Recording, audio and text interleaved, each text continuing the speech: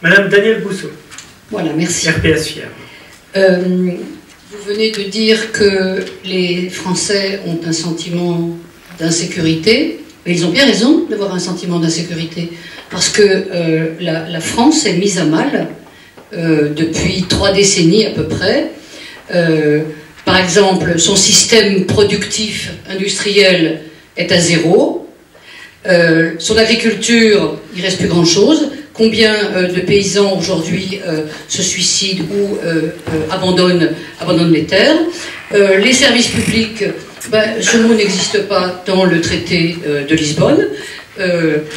Donc, bon, il y a ces affaires-là sur le plan économique. Donc, la France n'a plus l'indépendance de sa politique. Elle reçoit régulièrement des injonctions qui s'appellent dans le langage de Bruxelles des recommandations, mais ce sont des injonctions. Et donc, ce n'est plus le gouvernement français qui décide de ce que la France doit devenir, etc. C'est Bruxelles. Donc la France n'est plus indépendante, il n'y a plus de souveraineté nationale, et il ne peut donc y avoir plus de souveraineté populaire. Alors, ça va beaucoup plus loin. Je veux dire que, par exemple, on s'aperçoit qu'en Union européenne, il y a une volonté de balkanisation des États. C'est gravissime, hein. Le premier État qu'on a balkanisé, c'est la Yougoslavie. Hein. Peut-être que on ne connaît pas encore bien, mais le processus de Berlin qui a été engagé en 2014 par essentiellement l'Allemagne est là pour faire en sorte que les différents petits États qui ont surgi après l'explosion de la Yougoslavie rentrent dans l'Union européenne et surtout permettre à l'Allemagne de réaliser son espace vital. Je veux dire, bon, on ne va pas se le cacher, sur les 27, c'est vrai que l'Allemagne a une position dominante, à tel point que, par exemple, en 2013, la France a failli perdre l'Alsace sans faire la guerre. C'est important parce que le projet a été ruiné par un vote au référendum en 2013 hein, pour le non. À l'association des deux, du Bas-Rhin et du Haut-Rhin, qui devait, si le oui l'emportait, aller renforcer le Bade-Württemberg. Alors, il y a cet effet. Il y a un deuxième point qui est lié directement donc à l'influence hégémonique de l'Allemagne au sein des 27. C'est le prochain traité de l'Élysée.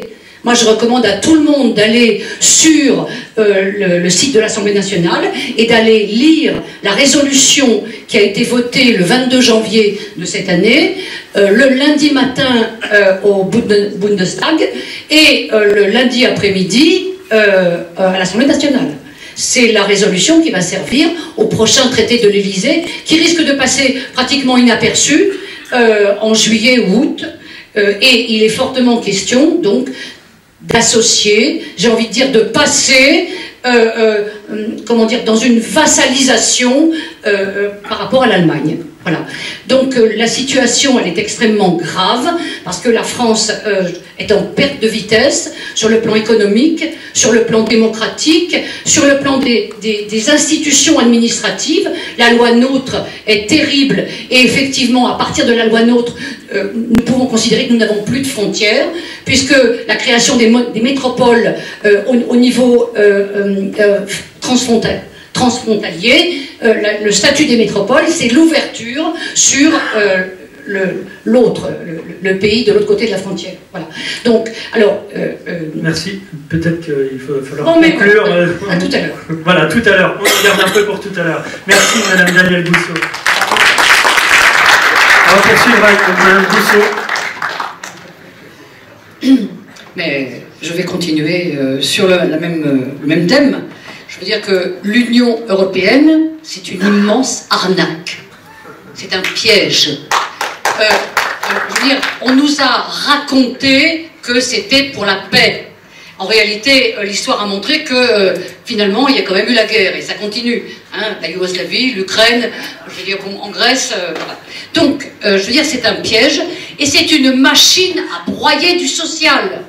Voilà, la mise en concurrence des peuples entre eux, je veux dire, tout est fait pour, comment dire, abaisser les droits. Je veux dire, les droits sociaux, les droits environnementaux. Je veux dire, et tout à l'heure, je parlais de l'Allemagne, parce que c'est vrai que l'Allemagne a pris le leadership, mais en fait, c'est la bourgeoisie comprador en Allemagne. Mais moi, je plains les 17 millions de travailleurs pauvres en Allemagne, qui sont pratiquement à la loi Hartz III et Hartz IV, c'est-à-dire où on gagne 1 euro de l'heure. Et quand vous êtes à la loi Hartz IV, au bout d'un certain nombre de mois, on vient chez vous et on vous dit, mais dites donc, dans cet appartement-là, comment vous faites pour payer avec vos 3-4 euros là? Et on vous demande de changer de logement et d'aller dans un logement plus modeste, selon votre condition. Alors, je vous rappelle que, peut-être que vous ne savez pas, mais au printemps 2014, Monsieur Hartz, hein, qui a inventé, grâce à Monsieur Schröder, etc., est venu visiter Monsieur Président de la République, j'ai oublié son nom, tellement Hollande, voilà, et que nous avons eu 2 ans après la fameuse loi travail, qui est un non-sens. C'est une loi pour le chômage, c'est une loi pour abaisser les droits. Donc, de toute façon, l'Union européenne, c'est ça. Alors, si c'est ça, je ne vois pas pourquoi on ne pourrait pas s'en défaire. Je veux dire que, alors, au niveau politique, j'ai entendu des choses, peut-être, qui ne sont pas tout à fait, comment dire, subtiles. Je veux dire que, moi, j'ai une autre formule. Plutôt que l'union, parce que là, c'est vrai qu'on est vraiment une force plurielle, mais plutôt que l'union, et si on disait, nous allons combattre côte à côte et frapper ensemble. Voilà, c'est ça le but, en fait.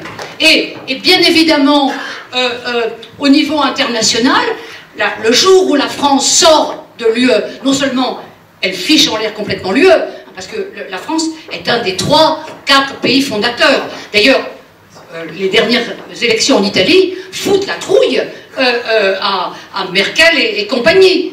Donc, et il existe déjà des traités internationaux.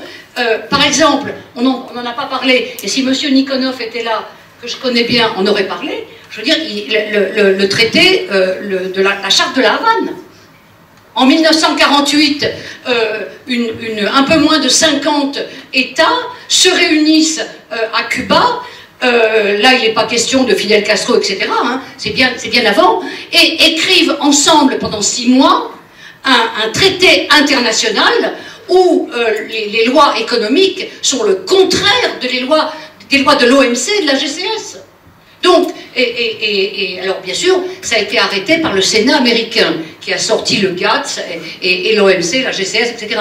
Mais je veux dire qu'il y a donc, ce qu'on a fait en 48, ce qu'on a fait en 43, ce qu'on a fait en 48, on peut le refaire. Donc, je pense qu'on est là dans une première phase de la création du Conseil national de la résistance. Alors, moi je suis toujours un peu étonnée qu'on parle, après ce qu'on a dit sur le rôle de l'Union européenne, cette immense arnaque, donc ce rouleau compresseur, etc., et qu'on puisse faire des élections pour aller au Parlement. Le Parlement européen n'a aucun pouvoir. Donc, voilà, donc, ça ne sert à rien. En plus, il faut savoir qu'à partir du moment où un parti politique rentre dans le Parlement européen, il n'est plus, il perd son nom. Il prend le nom d'un parti européen, déjà. Bon. Et alors, moi je voulais là rappeler justement la campagne du TCE en 2005. En 2005, il y a eu un déploiement. Bon, moi j'étais à Attac à ce moment-là, et je veux dire qu'il y avait il y a eu un véritable moment démocratique, puisque on avait le texte du TCE, et on le dépiotait article par article, etc. Et puis dans mon secteur, il y avait comment dire, c'était dominé par plutôt le oui. Hein, je veux dire, les gens venant du Parti socialiste, etc., disaient plutôt oui. Et puis j'ai eu l'idée de faire une conférence européenne. Alors j'avais avec moi un Belge et j'avais un Allemand. Et l'Allemand, il y avait une salle de 500 personnes, a retourné la salle. Parce qu'il a dit, nous en Allemagne, on ne peut pas voter, on n'a pas le droit au référendum. Donc, les Français, s'il vous plaît, votez non pour sauver le peuple allemand. Bon, je vous assure que les gens sont retournés, voilà, ça a retourné complètement. Donc, je veux dire que le piège de l'Union européenne, du vote au Parlement, je veux dire, il faut le retourner. Alors moi, j'ai une idée. Si ce rassemblement se constitue pour les européennes, pourquoi pas? Ce qu'on peut faire, et j'ai eu cette idée il y a déjà aux dernières européennes, on peut constituer des listes, une liste donc de rassemblement, on peut déposer, on n'est pas obligé de déposer les bulletins de vote, etc. Mais par contre, à partir du moment où on a déposé tous les éléments en préfecture, eh bien, on a le droit à utiliser des panneaux, on a le droit à utiliser des salles, et à ce moment-là, on fait tous les rassemblements qu'on veut, et on démonte le système de l'Union européenne. Précisément sur le CETA, effectivement, j'en ai pas parlé, mais j'ai été, à cette époque-là, j'étais au WebPep, et j'étais en 2013, une des premières à dire attention, le CETA, les négociations ont démarré en 2009. Alors on a beaucoup parlé du TAFTA, qui a été un écran de fumée, hein, parce que je disais déjà à ce moment-là, le CETA, c'est la même chose que le TAFTA, seulement les amis canadiens ne font pas peur, hein, c'est nos frères, etc. Et voilà. On va se faire avoir, et c'est vrai, depuis le 21 septembre 2017, 90% du CETA est en vigueur, jusqu'à la ratification de tous les États, les 27, voilà. Maintenant, ça peut durer un certain temps, hein, comme disait Fernand Reynaud, un certain temps. Et alors, ce qui est extraordinaire, c'est que dans le traité de Lisbonne, 215 alinéa 5, il y a effectivement cette clause, mais en fait, ça pourrait durer longtemps. La ratification n'est pas obligatoire. Les grandes multinationales se sont frottées les mains en disant mais on a gagné, ça peut durer longtemps et déjà c'est en fonction. Donc moi je crois que plutôt que de proposer un référendum contre le CETA, si on propose un référendum pour la sortie de l'UE et de l'euro, le CETA il vole en éclats si les Français disent oui. Donc c'est peut-être un... Petite chose, en Espagne, quand les Espagnols ont dit non au TCE, il faut savoir qu'ils n'ont pas eu le texte. Ils ont eu un 4 pages. Et sur le 4 pages, on disait le TCE, c'est que du bonheur. Alors, attention, je veux dire, la plupart des gens n'ont pas lu le TCE. Voilà. Donc, alors maintenant, les harmonisations, dans pas mal de cas, elles sont interdites. Et c'est ça, et ils jouent sur la concurrence. Donc, attention. Donc, moi je pense que on propose des choses. La France Insoumise propose des choses. Beaucoup de partis proposent des choses. Mais tant qu'on n'a pas repris notre création monétaire, notre indépendance, tout ce qu'on écrit comme proposition, ce sont des lettres au Père Noël. Et on est en train là, à ce moment-là, de leurrer les gens. La première chose à faire, c'est de reprendre notre indépendance, comme au moment de la guerre.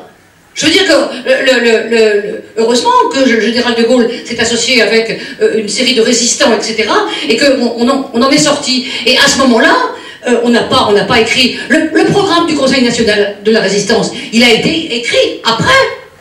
Donc, je veux dire que la première chose à proposer aux Français, c'est la libération. Voilà. Alors, parfaitement d'accord avec ce qui vient d'être dit. Je veux pas être pessimiste, mais je veux juste dire qu'on n'a pas beaucoup de temps. Je veux dire qu'on n'a peut-être pas le temps jusqu'à la fin du quinquennat de M. Macron. Parce que je pense que M. Macron arrive au bout d'un certain nombre de présidents qui ont fait des contre-réformes, et je pense que M. Macron est un liquidateur. Donc, attention, peut-être qu'on n'a pas autant de temps que ça. Et dernière petite chose, on n'est pas loin de passer, tout à l'heure tu parlais de l'énergie, on n'est pas loin de passer la dissuasion nucléaire à l'Allemagne. Donc, voilà. Bon, voilà, juste, je crois qu'il faut faire vite. Merci Madame Bousso.